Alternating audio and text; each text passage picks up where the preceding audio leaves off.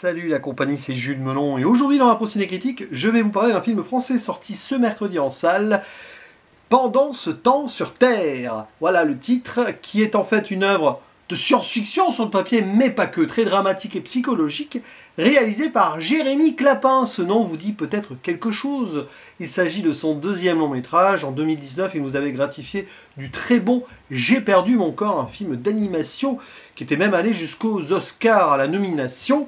Et là, il s'essaye au live action. Ouais, il y a quelques séquences d'animation quand même, on y reviendra.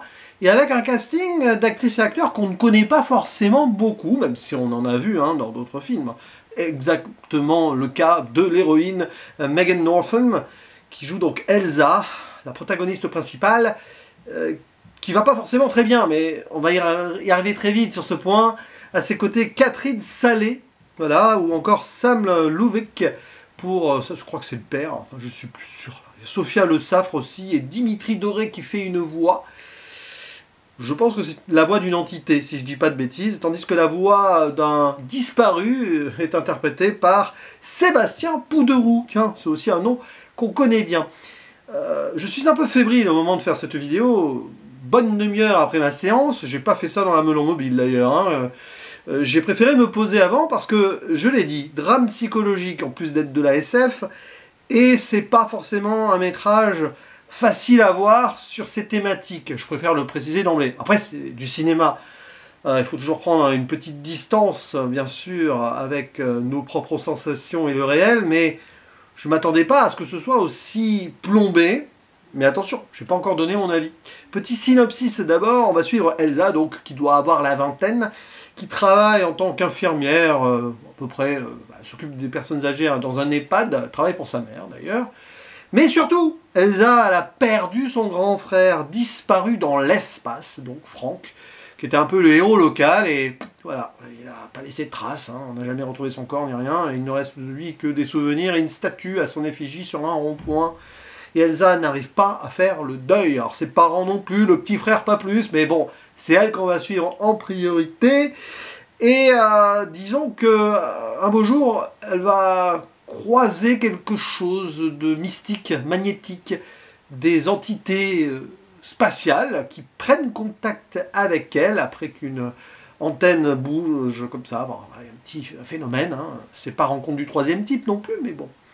Alors qu'elle est avec son petit frère, tranquille, et puis plus tard, oui, ça va se confirmer. Et elle va rentrer vraiment en contact très précis avec une de ces entités, une petite oreillette comme ça, une sorte de graine oreillette, c'est très beau d'ailleurs comme idée et comme design. Et donc cette entité, accompagnée de 4 autres qui sont autour d'elle, va donner des consignes à Elsa en lui promettant peut-être de retrouver son frère. Quête illusoire absolue pour mettre fin à un deuil impossible à terminer. Et je ne dis pas exactement ce qui va se passer, mais disons que ça va aller loin. Voilà, elle doit suivre un chemin, Elsa, une destinée quelque part, une trajectoire qu'on lui impose indirectement, un petit peu à la Donnie Darko, mais dans un style très différent. Et on va ici être en présence d'une œuvre très sensorielle, et on sent que c'est du Jérémy Clapin, malgré le fait que ce ne soit pas un film d'animation.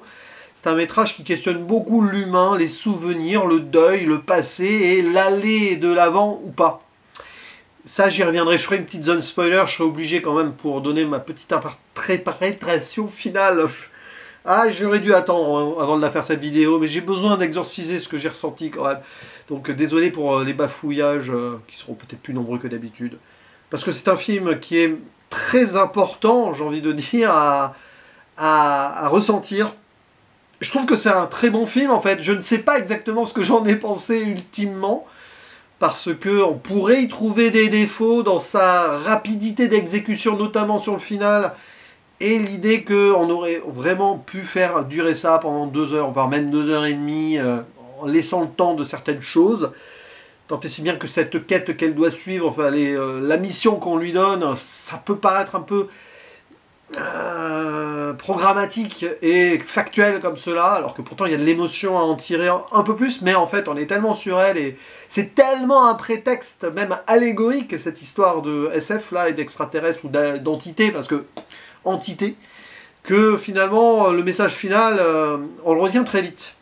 Et oui, c'est triste. C'est clairement un film sur le deuil et la dépression, et le fait qu'on n'ait pas de projet dans une vie parce que tout s'est arrêté quand un proche a disparu. C'est peut-être arrivé à beaucoup de gens, ça.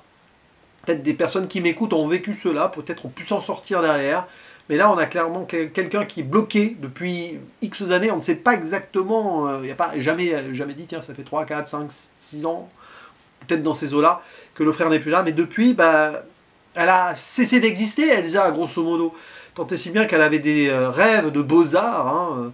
On la voit, elle dessine super bien sur un carnet. Limite, elle nous fait des histoires genre bande dessinée, comme celle-là qu'on pourrait faire défiler. Elle dessine les gens autour. Elle capte les personnes qu'elle croise, mais elle ne fait pas grand-chose avec parce que, j'allais dire, elle cauchemarde sa vie, quoi. C'est pas elle rêve sa vie, c'est que constamment, elle a le regard porté vers les étoiles. Elle n'a jamais réussi à oublier son frangin. Et même si elle n'est pas là à se morfondre absolument en pleurant tout le temps, c'est même pas ça. C'est juste que, voilà, elle est devenue apathique des choses, plus ou moins. Et donc, oui, pendant ce temps sur Terre, nous avons ici une personne qui ne vit pas. Même autour d'elle, au final, quand on y pense, ses parents, ils font style de garder des choses, mais ça va pas. À un moment, il y a la mère qui lui dit ça. Le petit frère, bon, il doit avoir 12-13 ans. Il y a un moment, il y a une discussion terrible par rapport à la mission qu'elle doit entreprendre, qu'elle a avec lui. C'est presque malsain, justement. On voit qu'elle a perdu pied avec quelque chose dans le réel et dans l'humain au-delà de sa mission pour son frère. Il y a quelque chose de très cruel qui se met en route quand même dans ce qu'elle est prête à faire pour retrouver son frère ou pas, alors qu'elle n'a aucune preuve vraiment qu'elle pourrait le retrouver. Enfin, c'est quelque chose de fou, quoi. Il y a presque aussi une allégorie de la folie derrière, au-delà même de la dépression et du deuil, parce que tant et si bien, au final, on n'est que de son point de vue et dans sa tête la plupart du temps. Toutes ces entités, tout cela, il n'y a aucune preuve à part son point de vue à elle. Quand on y pense, ça va peut-être très loin dans l'interprétation, mais y a-t-il vraiment quelque chose de science-fiction derrière? Ouais, peut-être, mais c'est vraiment, vraiment très ancré dans son esprit, donc aucune certitude là-dessus. C'est violent en fait, mais c'est du pur cinéma, ce film. C'est du cinéma déjà dans la mise en scène, dans la réalisation. On voit que c'est super soigné, tous les plans. On voit qu'il a storyboardé ça à mort avant, Jérémy Clapin. Il ne laisse rien au hasard. Il place sa caméra aussi sur les émotions et les sensations, surtout les sensations sonores. Même le toucher, on sent ça. Voilà. Au moment, il y a la main qui se plaque sur l'écorce de l'arbre. On sent vraiment quelque chose. D'ailleurs, déjà dans J'ai perdu mon corps, il y avait quelque chose dans le toucher avec cette main. Il joue sur les sens, Jérémy Clapin. Il a un grand talent là-dessus, presque, j'ai envie de dire, un don. Et même en live action, il arrive vraiment à faire passer cela. Donc le mixage sonore est important. La musique, évidemment, qui accompagne cela. Et c'est une nouvelle fois Dan Levy qui s'y colle. Il avait déjà fait une super BO pour J'ai perdu mon corps. Là, c'est vraiment très bien aussi. Ça me donne envie de la réécouter derrière, probablement sur Spotify. Peut-être qu'elle y est déjà d'ailleurs. Extraordinaire là-dessus. Et comme on est sur le point de vue, même l'esprit, le cerveau, les souvenirs ou les rêves ou le fantasme absolu de notre personnage principal, on rentre vraiment dans un autre monde par moment. Et d'ailleurs, c'est là où il utilise l'animation, changement de format de cadre, où ce qu'elle voit comme... Alors, c'est à la fois des souvenirs et la création d'un autre monde avec son frère. On voit d'ailleurs, elle apparaît presque comme une extraterrestre en soi, parce qu'elle a des antennes. C'est très intéressant ça. Tiens, vous voyez, une interprétation par rapport aux entités avec lesquelles elle croit rentrer en contact, mais elle s'imagine peut-être déjà elle-même comme une sorte d'entité. Et ouais, on voit ça en animation, un peu presque noir et blanc, là, et c'est très touchant, ces moments-là. Le film, justement, c'est limite. Le seul défaut qu'il a, c'est qu'il n'ose pas aller encore plus loin pour prendre son temps et se poser sur certains points. Mais c'est surtout à cause de l'intrigue, de cette mission, de ce machin et tout, qui est juste là, vraiment, en mode... Voilà, il fallait un fil rouge pour faire progresser l'histoire, mais derrière, c'est surtout les sentiments et le côté métaphysique, psychologique des choses qui va vous happer. Donc là-dessus, j'ai rien à reprocher sur l'aspect purement émotionnel et très osé d'ailleurs, une approche très osée de ces thématiques-là, du deuil et tout ce qui va en découler. Mais voilà, question de budget aussi, de timing forcément, ça dure à peine 1h30, même pas. C'est dommage, vraiment. Je pense que c'est des questions vraiment d'argent et de limites forcément, de contraintes, parce que ça aurait très bien pu faire plus, et encore plus aller dans l'étirement même de ces sensations-là. C'est ce qui m'a manqué en fait pour faire de ce film quelque chose de très grand, mais c'est très bien. Et je pense qu'il peut grandir dans ma tête. Bon, alors, spoiler quand même. Quelle est cette mission qu'on lui donne? Alors, en gros, elle doit retrouver son frère qui serait quelque part endormi dans le cosmos avec ces entités qui l'ont trouvé. Et ces entités, enfin une, à travers la voix, donc probablement de Dimitri Doré, hein. On le reconnaît pas forcément, mais on n'a jamais vraiment beaucoup entendu parler, que ce soit dans Bruno Redal ou récemment dans La Petite Vadrouille. C'est pas quelqu'un qui a eu des rôles très très très bavards. Bref, cette entité qui lui dit, en gros, nous sommes 5, il faut que tu suives un chemin, tout ça, et que tu nous apportes 5 corps, en fait, de 5 êtres humains pour qu'on puisse continuer à vivre. Ce sont des entités, soi-disant, hein, parce que j'ai un petit doute sur c'est pas sa création à elle. Après tout, elle crée beaucoup au niveau de l'art à travers ses dessins. Elle s'est peut-être créé quelque chose dans sa tête pour surmonter son deuil, pour se donner un projet, une idée de quête, retrouver son frère, c'est pas possible. Quand on est perdu dans un deuil, on est capable de parfois penser, croire n'importe quoi. Bref, ces entités seraient plus ou moins immortelles. Alors c'est pas vivre, hein, c'est exister. Elles ne meurent jamais, elles passent d'un corps à l'autre, selon les espèces, etc. Ok, bon. C'est très froid et très bizarre d'ailleurs les communications qu'elle peut avoir avec la voix. Hein. Il y a même de l'humour indirect. Alors je ne sais pas si c'était très utile de mettre de l'humour dans le film, mais il y en a. À un moment, l'histoire de l'otage et du ravisseur, cette scène dans la forêt, bon. Ouais, je sais pas. L'humour ne fonctionne pas spécialement là, à ce niveau dans le film, mais bon, peu importe. Et donc, bah, elle va essayer de chercher 5 personnes. Alors, il y en a une, c'est par erreur, c'est son pote bûcheron, parce que l'autre bûcheron, parce qu'elle doit couper un arbre à un moment, enfin bon, c'est une histoire. Elle se fait violer par le collègue de travail de son pote, et du coup, le pote va se faire prendre son corps. Enfin, c'est dark, c'est très dark dans le film. Il y a ça, il y a un viol, il y a des meurtres, il y a la dépression, il y a la mort qui règne, il y a les personnes âgées en EHPAD qui vont pas bien, qui sont seules ou qui ont Alzheimer. C'est terriblement super méga triste tout cela. Donc bon, elle arrive au bout, puis il y a SDF aussi. C'est pas du pathos. On n'est pas dans le pathos. C'est ça qui est assez fort. Mais par contre, on tartine la douleur. Hein, et waouh. Bref. Et à la fin, donc du coup, elle doit trouver un 5e corps. Elle ne tue pas une personne qui a des projets. Elle n'a pas de projet. En grosso modo, on sous-entend un truc. Fin ouverte, on ne sait pas. Ellipse ou pas. Soit elle se sacrifie. Donc, les gens qui se sacrifient vivent dans un rêve permanent. Soit elle ne le fait pas, donc elle laisse son frère, elle fait le deuil, et on la voit après aller à la plage avec le chien de la clocharde, de la SDF, là, qu'elle aurait récupéré, pour démarrer quelque chose d'autre. Mais pour moi, c'est clair, l'interprétation finale, c'est qu'elle se suicide.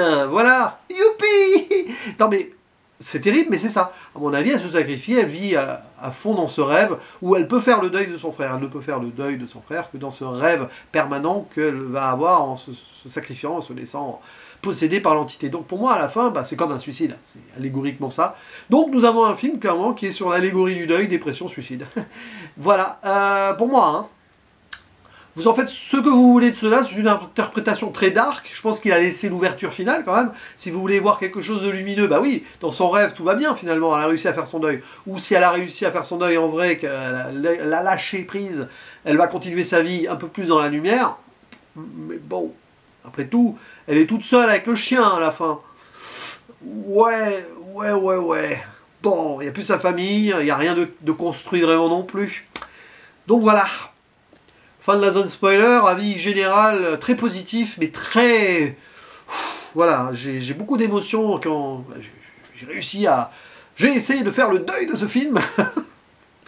Évidemment, toute proportion gardée, non, mais c'est un très très bon film en fait. Sensoriellement et métaphysiquement parlant, c'est fort. Ça fait réfléchir sur l'existence, la quête de celle-ci, d'avoir un but, un projet, et quand on n'en a pas, quand on est bloqué, pour quelque raison que ce soit, peut-on vraiment vivre? Peut-on vraiment exister? On existe, mais on ne vit pas vraiment. Un petit peu à l'image de ces entités, potentiellement. Bah écoutez, je m'attendais pas forcément à cela. Je sentais que ça allait être au-delà de la SF, fantastico, machin. Il y a un petit côté drame, aventure psychologique, mais en fait, ça va vraiment, voilà, profondément loin. Et j'espère que son réalisateur et scénariste Jérémy Clapin va bien. Voilà, quand je vois un film comme ça, je me pose la question de la personne derrière. J'espère que dans sa vie, tout va bien et que c'est que de la fiction et qu'il n'y a pas forcément beaucoup d'ailes de cette personne, y compris ici en question Jérémy Clapin, dans l'intrigue. Parce que sinon, je pense qu'il a eu besoin d'exorciser des choses. Et peut-être que ça lui a permis voilà, d'aller mieux derrière, si c'est le cas. Voilà. N'hésitez pas à dire en commentaire ce que vous pensez de ce film. Voilà. Et on en discute en commentaire, allez le défendre en salle, c'est important, ça c'est du cinéma français qui ne va pas forcément être distribué partout, moi je l'ai eu dans mon petit cinéma indépendant, mais si vous avez la possibilité de le voir et de le défendre, foncez, c'est important je pense. Je vous dis à la prochaine, ciao.